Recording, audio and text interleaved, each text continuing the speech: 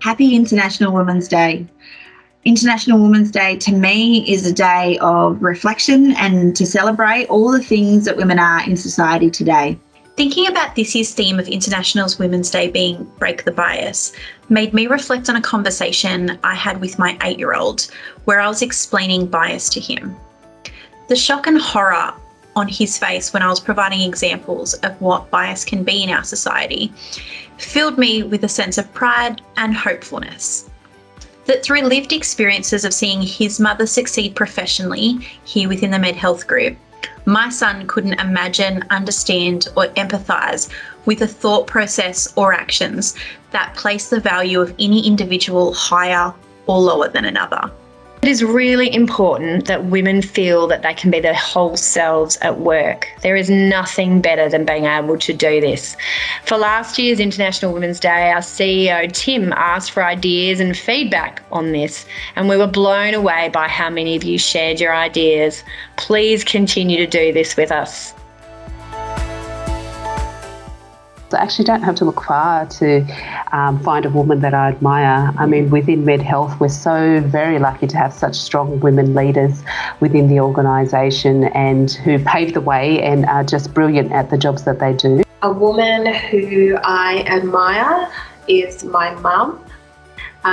When we moved to Australia when I was young, my mum had very broken English. She was vulnerable, she lacked self-confidence, and she had no sense of independence. So as the years went on, I was able to witness this woman grow and develop and evolve into this absolute powerhouse. I feel that one of the biggest challenges that women in society today face is the pressure to be perfect in every single hat that we wear. We're mothers, we're wives, we're leaders, we're co-workers, we're friends. And I think that at the end of the day, we need to go to bed reflecting on all that we have done in that day and not all that we haven't. There is a phrase that is often thrown around that men apply for positions if they meet just 60% of the requirements, while women only apply if they meet 100% requirements. Whether this is accurate or not, I do feel a challenge women face today is having the confidence in our abilities and skill sets to apply for those stretch roles or senior positions.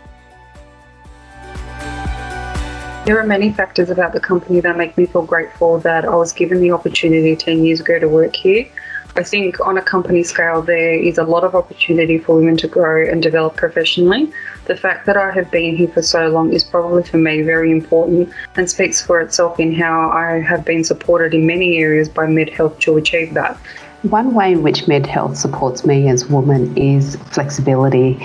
Being a mum of 3 young children, the ability to have flexibility in my role, even before COVID, was so vitally important. It allowed me to stay connected. It allowed me to continue to further my career.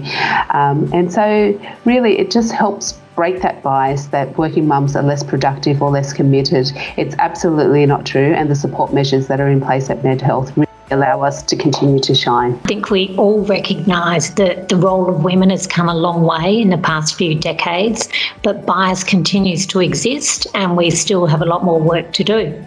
Many women, by excelling and being passionate in whatever their chosen endeavour is, continue to make waves and break bias, inspiring others to do the same. Challenge for women is continuing to be part of the conversation.